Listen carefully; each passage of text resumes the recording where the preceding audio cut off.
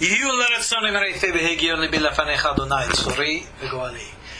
words of my mouth and thoughts of my heart be acceptable before you, Hashem, my rock and my redeemer.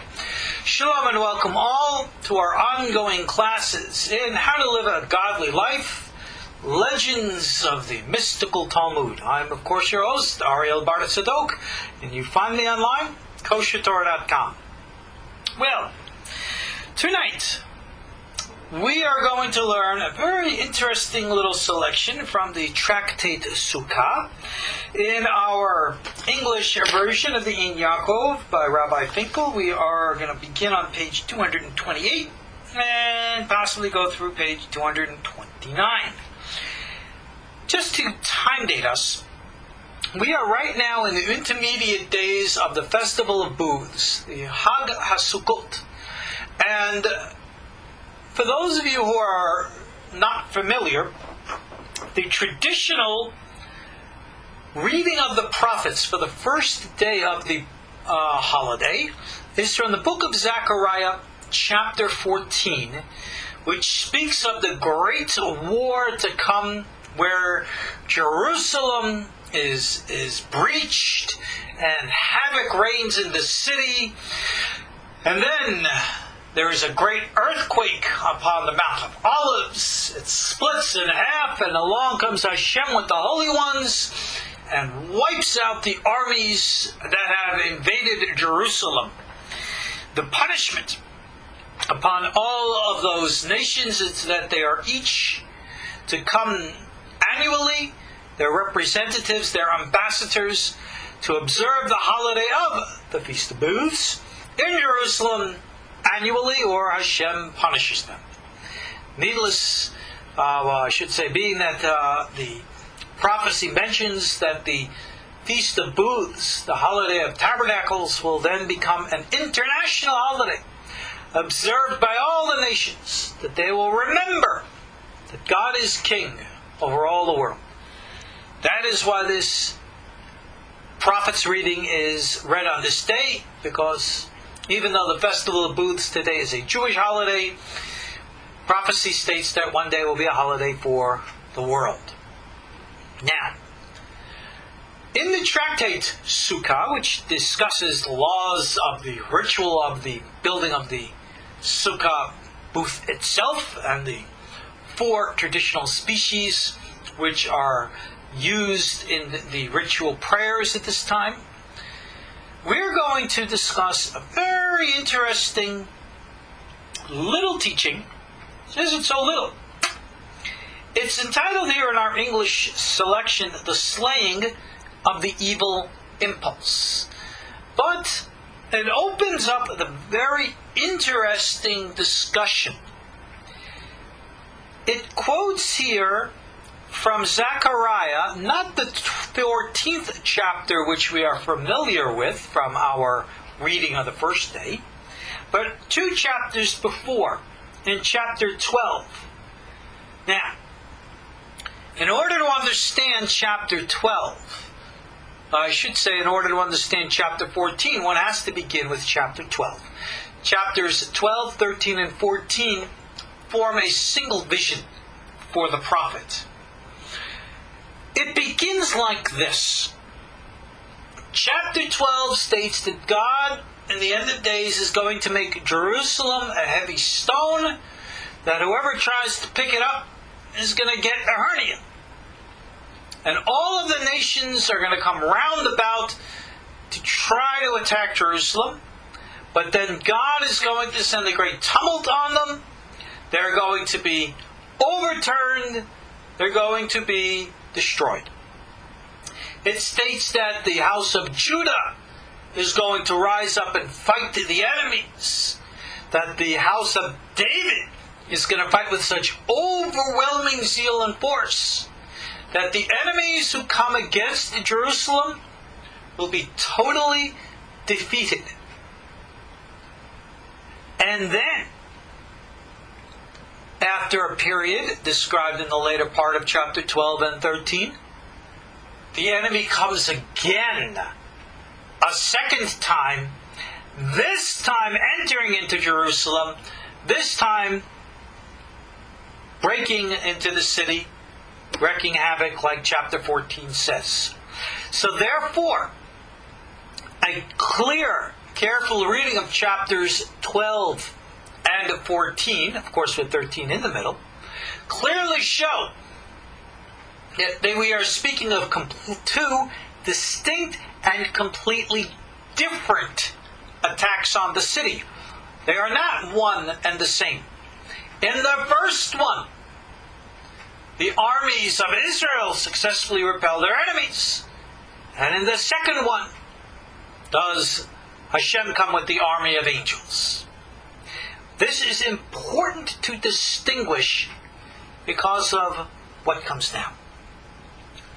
It states in chapter 12, verse 12, that after the victory over the armies coming against Israel this first time, that the people then turn and mourn.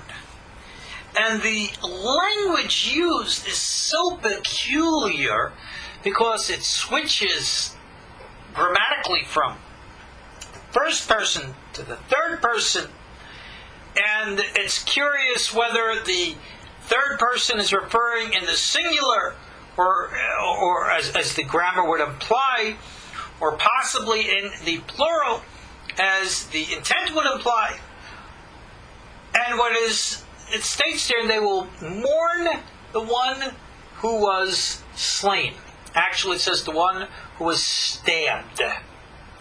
Now, this is an interesting little issue here, because Christian apologists look to this verse as a reference to Yeshu.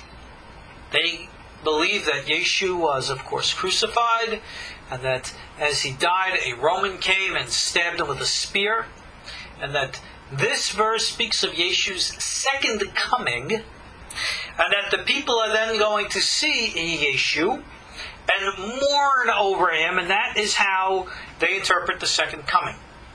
However, again, a careful reading clearly states that Zechariah 12 is not Zechariah 14.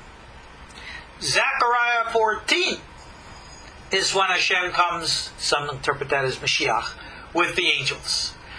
So, if that, or this application to Yeshu, applies in chapter 12, well then, where is he in chapter 14? Apparently he came too early, as he wasn't there to stop the war against Jerusalem. So the Messiah comes in the middle of chapter 14. He cannot come in the middle of chapter 12.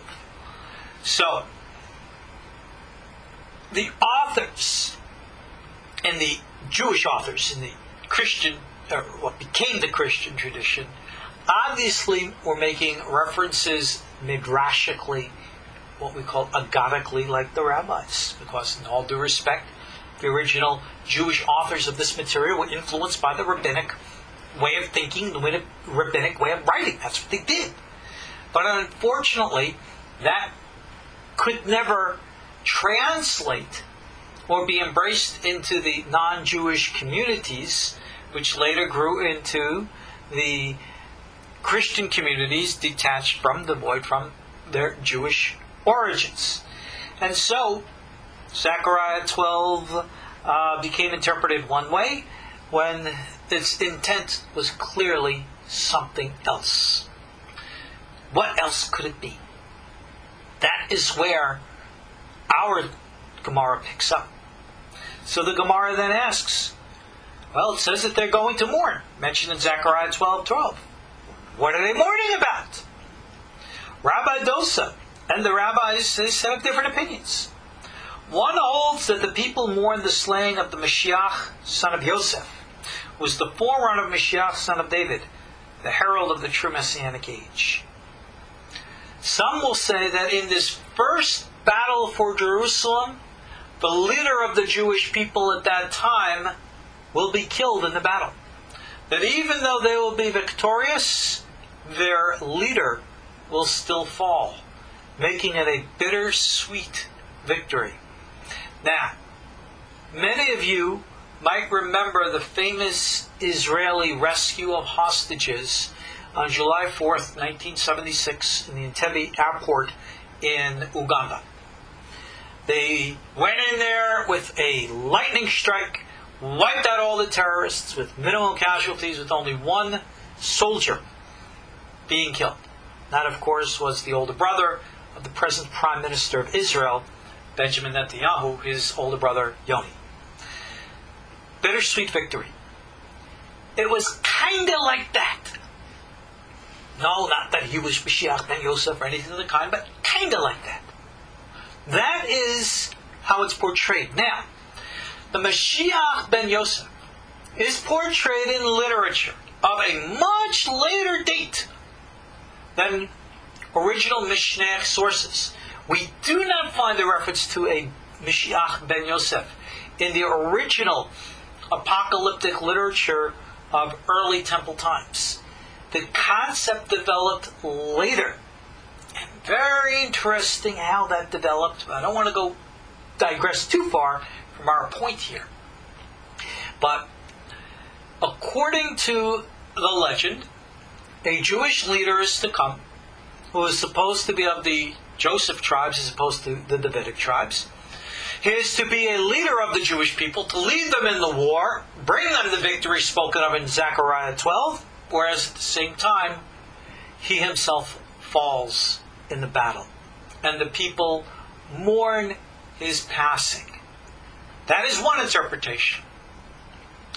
Others, in Jewish biblical commentaries, interpret the mourning here to be a reference to all the soldiers who lost their lives in the war. That even though they fought valiantly, nevertheless, the losses to defend against such an overwhelming onslaught were tremendous, and that there was great national mourning. And now, our sages, in their traditional form, wish to take this teaching out of a apocalyptic, eschatological context, and to bring it to us a simple, grounded, moral teaching. Now understand what they're doing here.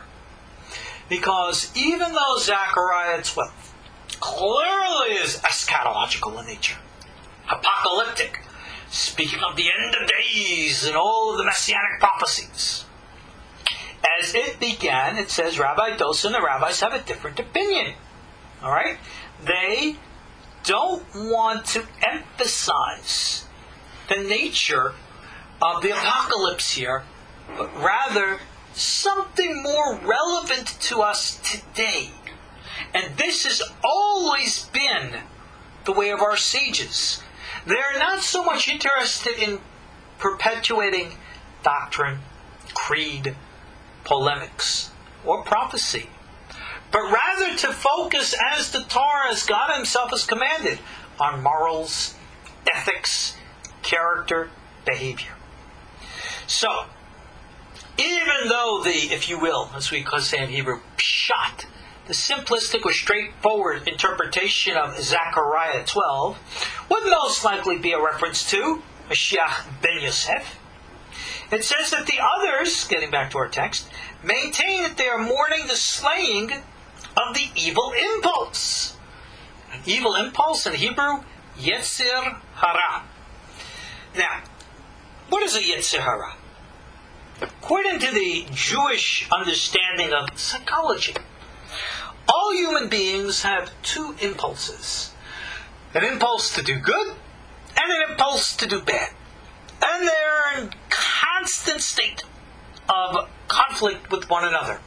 We have seen this popularly portrayed in the Western media and film. Maybe you've seen images either in cartoons or other of a person having a moral dilemma, and all of a sudden in a puff of smoke, a little angel appears on his right shoulder, dressed in a long cloak with wings and, carrying a harp, whispering in his right ear saying, "Do good, do good." And then, poof, and a puff of smoke on the left shoulder is another little guy dressed in a red suit with a tail and horns, holding a pitchfork, whispering in his left ear saying, "Do bad, do bad." Those are the personifications of the evil and good inclinations. What are we dealing with? Psychologically speaking, there is something inside us as human beings which naturally draws in opposite directions. Let's refer to as doing what we know what is right and good for us and what is harmful for us. I'll give an example, something we should all know. At the time of these live classes, it's in the middle of the evening. And when the class time is done, it's normally time to settle down, go to bed. What is a good thing to do before we go to bed? Oh, I don't know.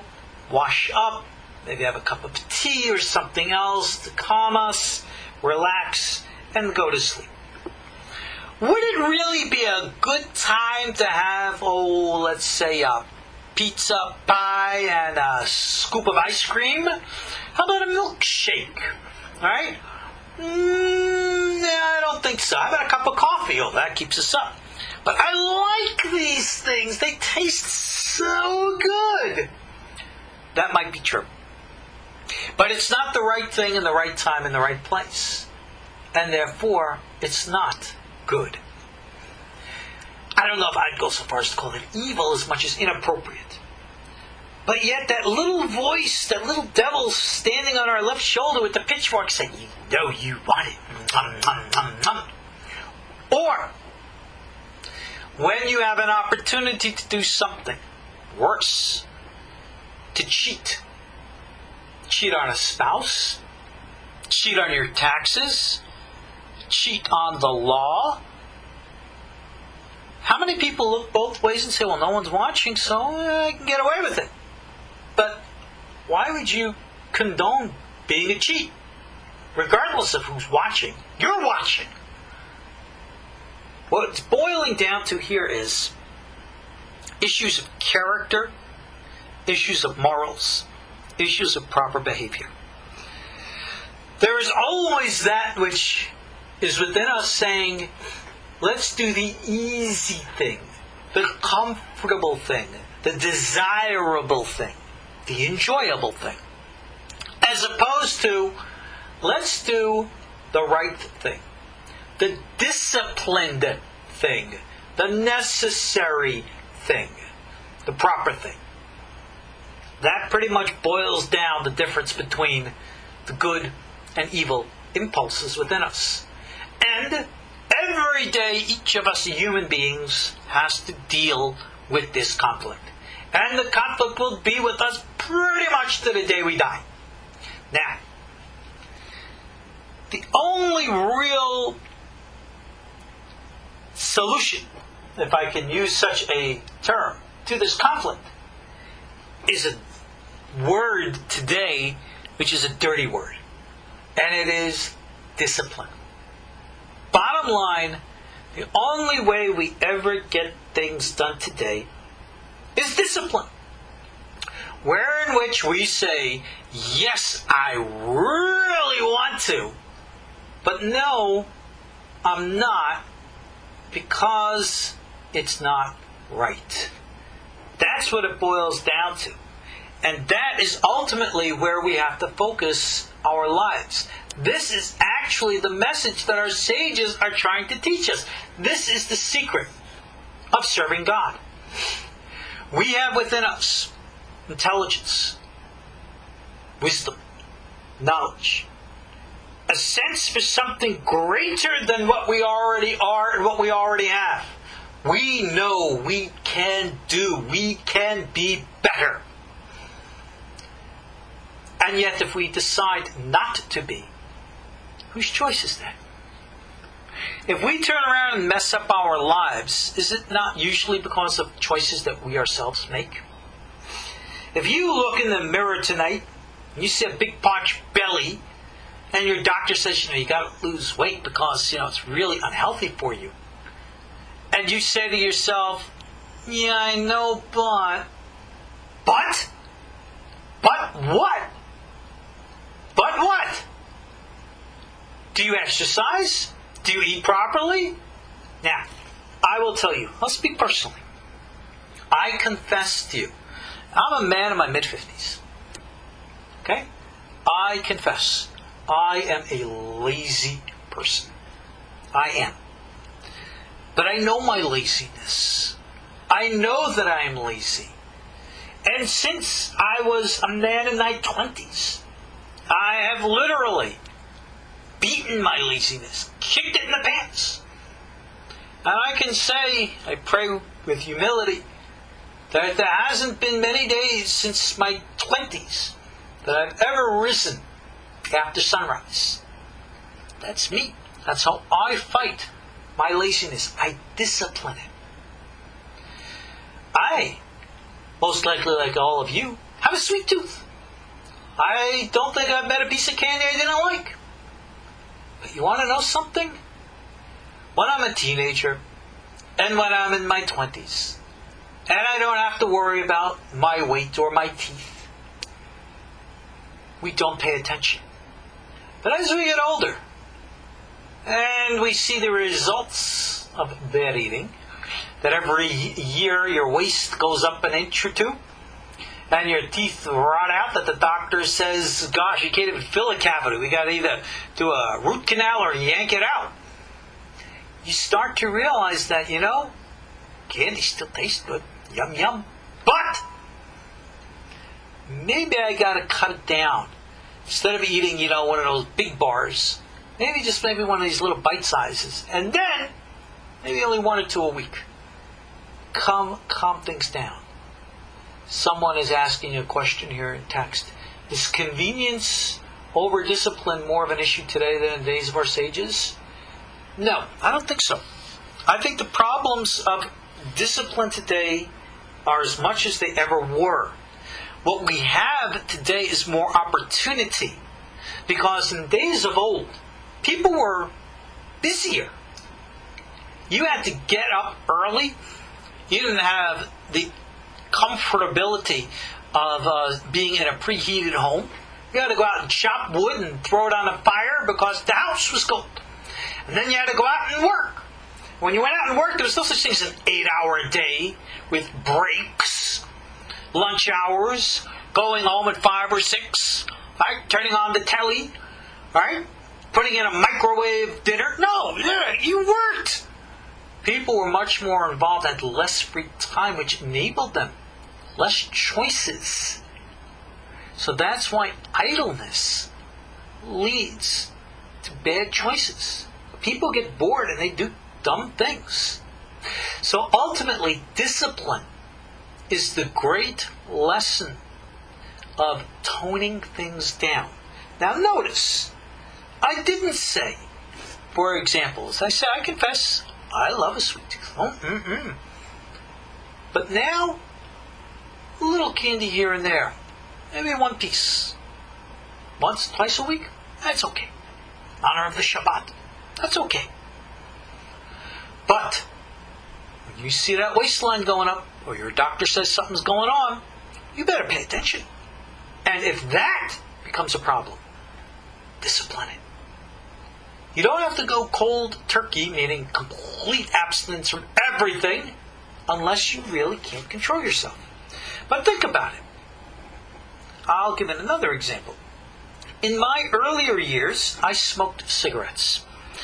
And it's been many, many, many years since I have, but I remember enjoying it. That I always felt it was relaxing and good. But boy, oh boy, it sapped my strength. Remember, I'm a fighter. I've been a martial artist all my life. And I could feel it suck the energy out of my lungs. I couldn't take it. I had to get rid of it. But, how did I do it? Well, I'll tell you how I did it. I'm one of these crazy guys. I literally put out the cigarette, said no more, and I never went back.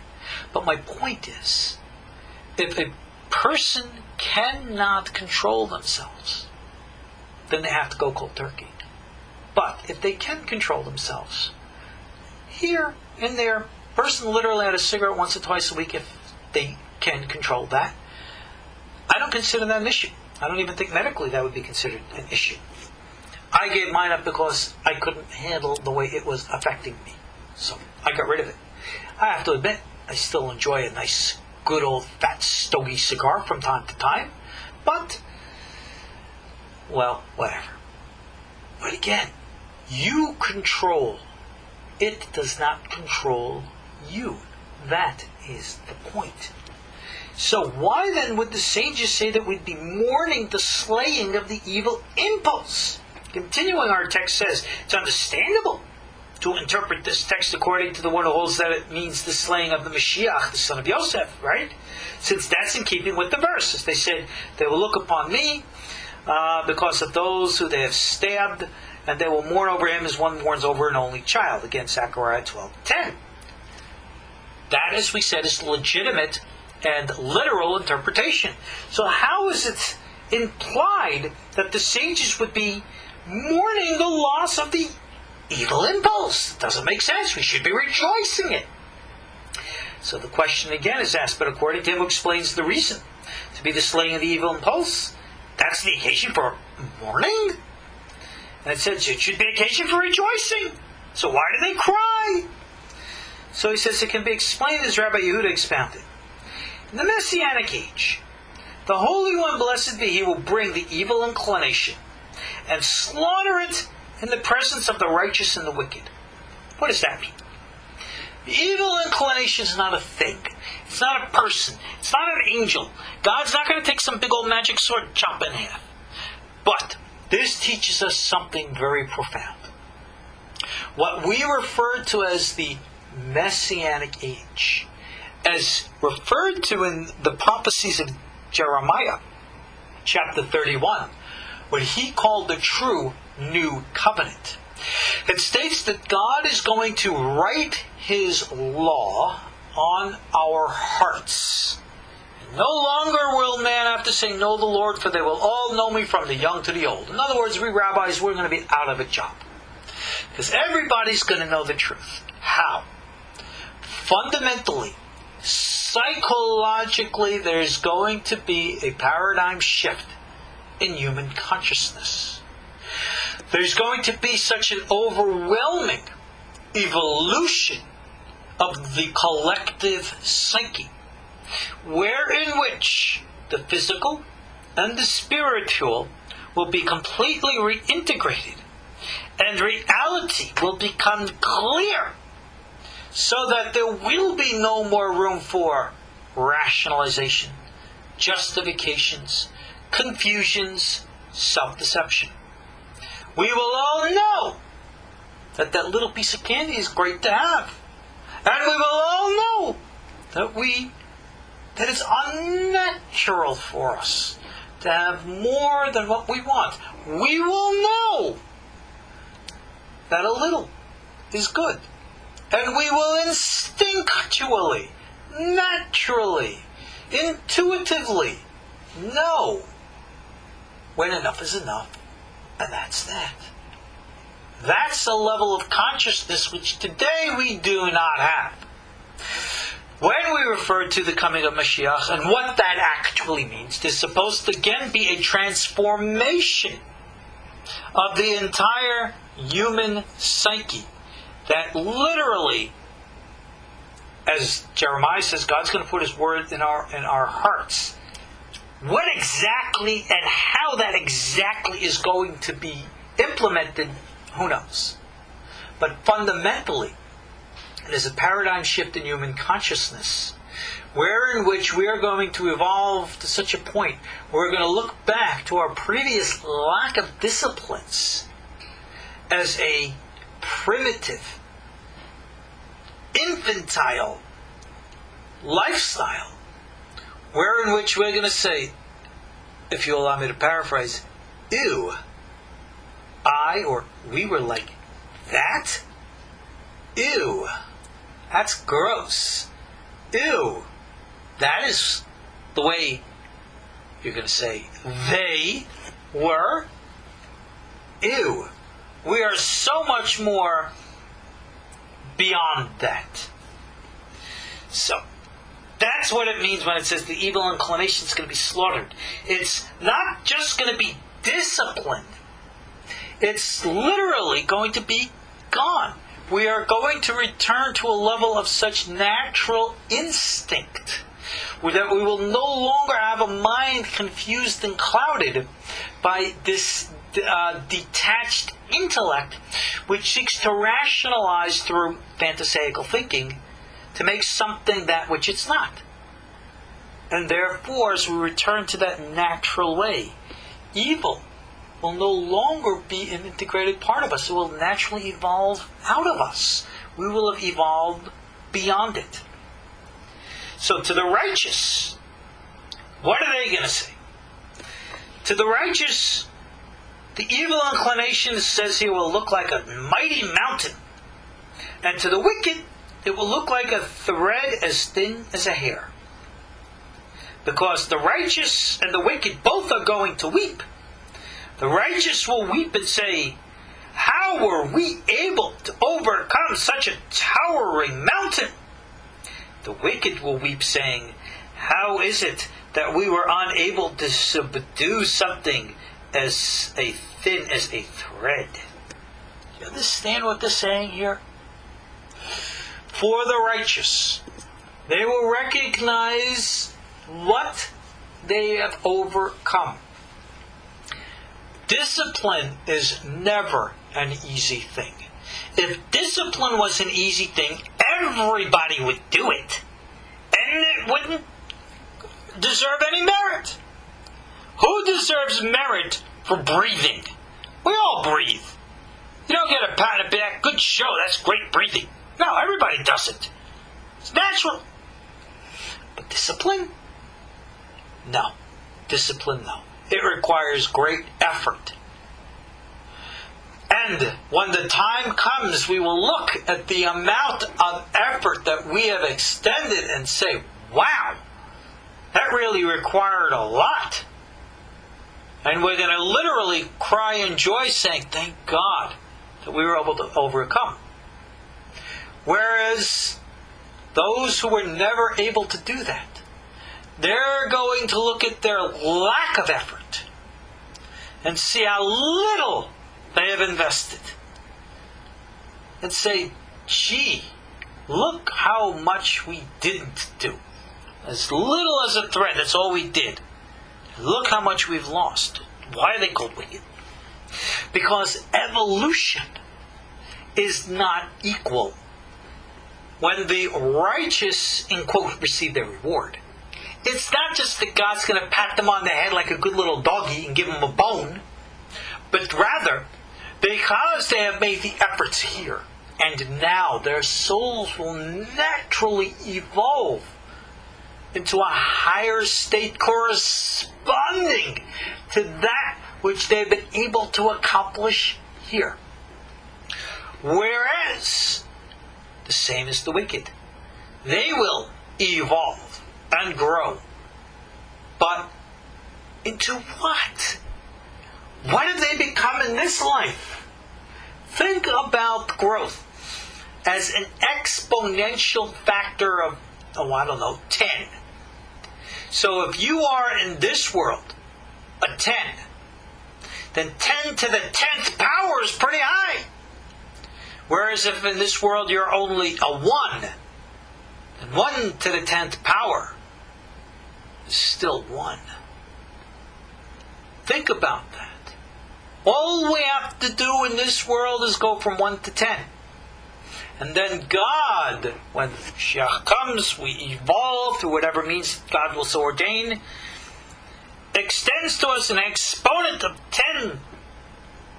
10 to the 10th, 10 or 1 to the 10th. You know your math, you know there's a big difference between the two. That's going to be the difference between the righteous and the wicked. And it's a choice that we make. God doesn't punish and reward. The natural energy flows, and we all will grow with it in relationship to our ability to grow with it. It's really that simple. Continuing, our text says, the Holy One, blessed be He, will be astonished together, for it says, thus is God, Master of Legions. Just as it will be wondrous in the eyes of the remnants of His people in those days, so will it be wondrous in my eyes, Zechariah 8:6. Thus the slaying of the Yetzirah is also a case for mourning. Because those who could have done more don't. And those who have done more still can mourn by saying, look how much more I could have done. Look how much more I could have accomplished. This is the actual meaning of the Mashiach ben Yosef character. He is almost the Mashiach. In the Kabbalistic tradition, they get into many details and ideas and beliefs about this, but he is the guy who is one level under perfection. Mashiach ben David represents perfection. Mashiach ben Yosef represents perfection minus one. So what's the difference between the two? Life and death. That's a pretty big deal, don't you think? Now, all of this is being explained in a symbolic manner, a moralistic teaching, to not place emphasis on the eschatological nature of things. But yet, our story continues. Rav Asi says, in the beginning the evil inclination is thin, like the thread of a spider, but in the end it becomes like a wagon-like rope. Meaning, if a person continues to give in to his evil impulse, he becomes addicted to it and cannot shake it off anymore. And thus it says, quoting Isaiah 5:18, woe to those who pull iniquity upon themselves with cords of falsehood and sin like the rope of a wagon. You see, the real source of our weaknesses is not so much the cravings of our flesh. It's the confusions and lies in the mind. In all due respect, giving the example, late at night, time to go to bed, the body doesn't really then need to have a few slices of pizza topped off with a few scoops of ice cream. It's unnatural. The stomach needs to calm down and settle. The body needs to calm down and settle. All of those carbohydrates which are used to shake up things, liven them up, it's unnatural the time when they need to slow down and go to sleep. That's instinctual. I mean, even my dog knows that. When it's time to go to bed, I don't see my dog chowing down. I see him going, lying down, lying out. Lights go out and that's it. Wakes up in the morning, goes around and plays, and then, chows down. Very natural. But we are so unnatural. We seek to justify, we seek to rationalize, we seek to find all types of excuses for all that is unnatural. That is the byproduct of what we call the forbidden fruit of the tree of knowledge, good and evil, wherein which knowledge can become evil because we twist and turn knowledge into something perverted. We use our knowledge to rationalize and justify all types of not only lacks of personal disciplines, but all types of human atrocities. If you think about the worst human atrocities in history, the deaths of literally hundreds of thousands, if not millions of human beings, perpetuated at the hands of others, it's always been justified by some, in quote, higher or greater cause. And the words make sense. The ideas sound nice. But the execution is so fundamentally flawed, depraved, unnatural, and evil. We cannot distinguish between one and the other.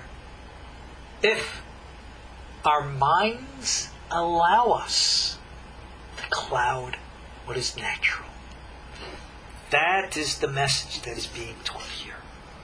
And so when we justify something once, then we say, well, so what? I did it once, and the second time becomes easier. And the third time becomes easier than that, and by the fourth time, it's natural. But yet, that is the most unnatural confusion that we ourselves bring upon ourselves. So, there's a little interesting little teaching here, correlating to the eschatological end of things, that I'm going to cover. It says here, we learn in a Baraita, that the Holy One, blessed be He, will say to Mashiach, son of David, may He be revealed speedily in our days, ask of me anything and I shall give it to you. As it says, I'm obligated to say that God said to me, you are my son. I have begotten you this day. Unlike the Christians who say that God had a son begotten from the beginning. Again, in Isaiah, Ephraim is called God's son. That's a symbolic term, not a literal one. But it says again, Psalm 2, 7 and 8, ask of me and I'll make the nations your inheritance. But when he sees that Mashiach, son of Yosef, is slain, he will say to him, Master of the universe, all I ask from you is the gift of life. The righteous. What do we say? Let's kick those dirty sons of a gun in the pants and teach them a lesson. Show them for messing up. They're down in the mud. Let's kick them while they're down. Is that righteous? Is that what we do? Shame on you if you would ever think that the answer to that is yes. Well, they have it coming. They deserve it. Look what the choices they made. Yeah, that's all right. Remember I talked about false thinking? So what? We are all human beings. We're all on this boat called planet Earth together. If the boat sinks, we all go down. So therefore, if you want to be a light to the nations, then that means that you got to teach united we stand, divided we fall. We all look after everyone else to try to help, uplift, pick up, make better. Not only to use the metaphor to give a person a fish so they eat for a day, but to teach a person to fish so that they can eat for a lifetime. That is what it means to be a priesthood. A priesthood, when God called Israel to be the holy priesthood, and those who want to join in that mission. It doesn't mean that you lord over others, that you're better than others, but rather, what it means is that you are ultimately a servant to others. And others have to you subserviate yourself to others, you help, you turn to others. That's what Mashiach ben David is doing. Rather than saying when Hashem says to him, hey, I'm going to give you everything. So he says, okay, I'm going to take this world, I'm going to crack the whip, I'm going to show them all. No, he says, look, Mashiach ben Yosef, the symbol, was the guy who tried the hardest with what he had, and he still came up short. Let's give him that second chance. Let's give him what he deserved. It's not his fault that he couldn't do more because he didn't have what it took. Let's give him that what he lacked. That's our job. That is what we do. So God will answer him. As regards life, your father David has already prophesied this about you, for it says, life he requested of you, you gave it to him, length of days forever and ever. Psalm 21, verse 5. Another interesting Baraita we'll share now, in the few minutes we have left. It says here, we learn in our Baraita, in the passage, I will drive the hidden one from you. It's a quote from Joel chapter 2, verse 20. It says here that the hidden one refers to the evil impulse which is hidden within a person's heart. And then the verse continues, I will banish it to a parched and desolate land. This means to a place where there are no people for the evil inclination to entice. It says here, with its face to the eastern sea. Again, continue with the verse, suggesting that the evil inclination set its eyes on the first temple, which is compared to the sea, since masses of people converged on it, like rivers flowing into the sea, according to Rashi, and destroyed it and killed the Torah scholars who were there.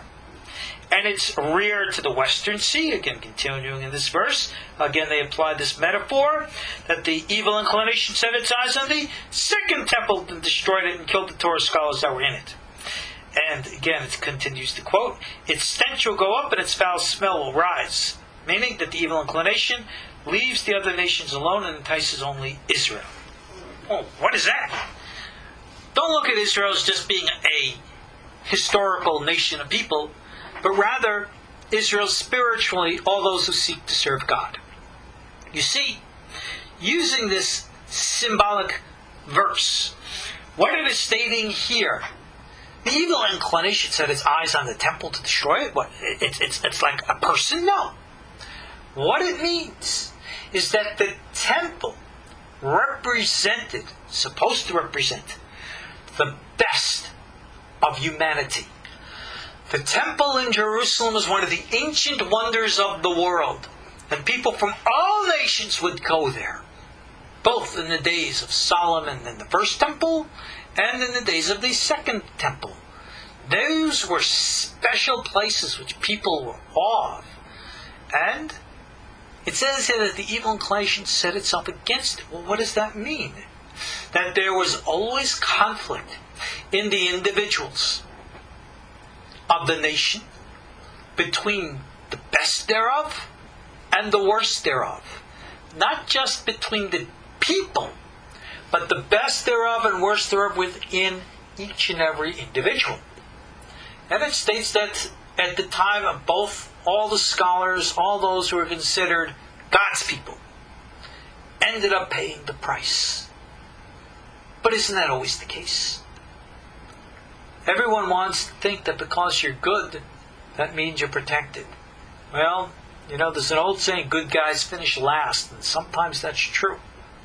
Because the good guys are not willing to act any kind of depraved, immoral manners, even if that is what's required for their own personal security and safety. There are some lines that some people just will not cross, and that's to their credit. That is moral, and that is righteous. So in harsh times, it's easy to act harsh. In bad times, it's easy to act bad. But at those times, the greatest test of character is, what do? Do you surrender, succumb, and go with the flow to be bad? Or do you stand up and apply discipline in its most necessary hour and say, no, I don't care what the cost is. What's right is right, and I'm going to do what's right, regardless of the cost. That's when God says, that's a true man, male or female. And ultimately, many people have to pay the price. That's just the way life always is. There's no magic to it. There are right and good ways, how we're supposed to do things and what we're supposed to do, and I talk about that in many other places. But ultimately, we must understand that if we have calamity in the world, like I write about this in my essays at KosherTorah.com, it's usually our own fault. Don't turn around and say, God brings upon us wars. God is bringing upon us all this evil. Is it really God? Or is it really us? You're going to find that the answer is us. Which means that we have what it takes to change it. The evil inclination in each and every individual human being in the days of the first and second temples saw what was good and took it for granted. Thought that it would always be there forever, and that nothing could happen to it, and therefore strayed farther and farther away, until ultimately the cord of connection snapped and everything broke and fell. And that's a very profound and important lesson for us to learn immediately today, because our modern society is exactly in the same danger as it was then. Continuing, Abaye explained, the evil impulse incites Torah scholars more than anyone else. Now, what is a Torah scholar? We're not talking about academic professors who are, PhDs in religion. We're talking about all those who truly seek to serve God in full, who seek to learn His Word and live by it. That is symbolically what we can call a Torah scholar. And it's those people who make such an endeavor to embrace good to the extreme, that evil to the extreme yanks at them, pulls at them, tears at them. And of course, it's the great fight of discipline. So he gives the example. To illustrate, it happened that Abaye heard a certain man say to a woman, "Let's get up early and go on our way together." So Abaye, he said to himself, the man and a woman, they're going out, obviously not, husband and wife. Where are they going? What are they going to do out there, on the road, in quotes, by themselves? So Abaye says, I'm going to follow them to prevent them from sinning. If I see them going off in the bushes, I'm going to come up and say something. So he followed them for 3 parsangs across pastures. That's a good, dozen miles almost. When they parted company, because they had to go in different directions, he said, we have a long road ahead of us. We enjoyed each other's company. We got to go. Sayonara. Nothing happened. And Abaye says, whew, if I were in this place, I wouldn't have been able to control myself. Oh, this is such a profound lesson. Was this man and this woman doing anything wrong? No. Did they have any ulterior motives to do something wrong? We don't know. Doesn't say. Maybe they did. Maybe they didn't. But Abaye, he was the suspicious one. It was in his mind, his idea. He was the one who cast aspersions. Why? Here is the psychological principle. If you see something in another, it is most likely because you first can recognize it within yourself. So, for those of you who know me personally, I'm very big on exercise and discipline. But the reason why I'm big on exercise and discipline is because I know myself to be lazy. And I know that if I don't exercise and discipline myself, it's going to hurt me. So I see it in you because I first recognize it in me. This is a fundamental psychological truth that you'll find in all the psychology textbooks. That when people see something in another, which they point the finger at, it is because they recognize it, because it is a projection of something internal within themselves. And Abaye here is actually our example. So we don't know what was really in the hearts and minds of this man and woman, but we knew what was in Abaye's mind. And the Gemara doesn't hide this. Abaye's story is here for us to learn from his example. And it states, continuing, absorbed in deep and agonizing thought, he leaned against the doorpost, where a certain old man, they said he was the prophet Elijah, came up and taught him, the greater the man, the stronger is his evil impulse. Or in other words, the more that we seek to do what's right, the greater the temptation to do which is wrong. Why? Because when we succumb to certain types of desires, we satisfy them and they're filled. And when we don't, we create a craving. We create an, in quote, psychological hunger, because we believe, we think that we want this. And as long as we think and believe that we want this, we will. And therefore we create our own opposition. That is why I believe that as long as a person is behaving righteously, properly, and morally, that a life of moderation and balance should be lived. I do not believe in extremes. I don't necessarily believe that cold turkey absolute has to be the way. If a person cannot control themselves, well, I guess there's no other choice. But the ultimate goal is for a person who can control themselves, can have balance. You see, the evil inclination is not all that bad.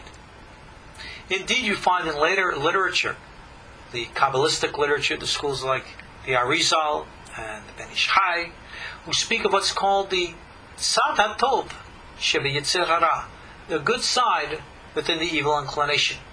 Meaning that there is, even in that which is bad, a side which can be good. Like I said, there's nothing wrong in having a little bit of candy every now and then. Got a sweet tooth? Fine. Big difference between that and too much. And for a person who does not have the center path, you'll find that extremes on one side create extremes on the other.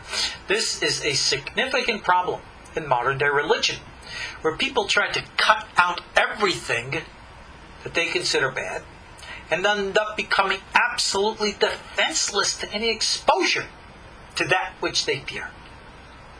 So you have all of these modern ultra-Orthodox people today who try to run away from everything that they fear.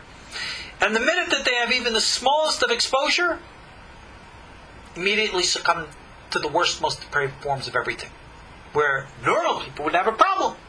But because they endeavor to go to extremes, then extremes follow them. That's what's echoed here. And that's why you'll find that people like the famous Rabbi Maimonides, Moshe Maimonides, Rambam, writes in his law code for people to walk what we call the center path. Not to be so overly pious, and certainly not overly wicked, but to be a regular, simple, everyday, normal human being. This is called the center column. And for those who know the secret of the Kabbalah, the center column is the path from Malchut to Keter. It's the secret of ascent, wherein which everything is in proper harmony and balance. This was the great secret that none less than Eliyahu HaNavi, Elijah the prophet, came and revealed to Abaye. Now let's conclude. Rabbi Yitzhak says that a person's evil impulse grows stronger by the day, as it says, every product of the thoughts of his heart was nothing but evil all day. Genesis 6:5. Meaning, as the days go by, man gets progressively worse. But Rabbi Shimon ben Lakish said that a person's evil impulse grows stronger by the day, and it even tries to kill him. As it says, the wicked impulse watches for the righteous and seeks to kill him. Psalm 37, verse 32. And if the Holy One, blessed be He, did not help, he would not be able to resist. So it says, for God will not forsake him to his hand, nor let him be condemned when he is judged. Verse 33. Ultimately, we have the power within us to overcome all temptations, all things that harm us. But we have to surrender to the higher power. We have to say, not my will, but your will, God, be done. This is simple psychology. It sounds like the first step in the 12-step recovery programs. But it's true. Ultimately, balance, place, discipline, structure, and of course, the nature of what we call evil is to be what it is. It is a part of us now. Psychologically, therefore, we are obligated to grow, evolve, mature, develop. This is why God gave us His commandments. By living by them, by doing them, we grow stronger. And in the wise words of Rabbi Meir, who stated, we do what's right, even for the wrong reasons, because ultimately we will come to do what's right for the right reasons. And I say to people, we do what's right for no other reason than it is right. And discipline has to be the fundamental form of life. For what else is there? We are not animals. We think that animals have no discipline. On the contrary, animals have greater discipline than sometimes we do. Learn from nature. Now you can say, well, look at nature, they're animals. Animals act naturally. They act in accordance to their instinct of their species. Do we? We are not them. We are not wild wolves. We are not wild bears or lions or dogs or anything. Nor are we sheep. We're human beings who have a God-given heart and a God-given mind. And if we use them, live by them, read and study and know God's Word, and allow it to echo within the conscience, within our souls as it is, we will know. And we will come to natural states of balance. And therefore, begin the process of the removal, weakening, and ultimate death of the evil inclination. Because when God says He will etch His word in our hearts, well, that's His promise for the future. We can begin to etch His words in our hearts even today. That's not a theoretical or a philosophical or a theological principle. It is a psychological evolution of life. We can do this. God is with us to do it. And that's it. Thank you all for joining me for this class. God's blessings to you all. We'll see you all next time. Thank you again. Shalom. Thank you again. Shalom. Thank you again. Shalom. Thank you again. Shalom. Thank you again. Shalom. Thank you again. Shalom. Thank you again. Shalom.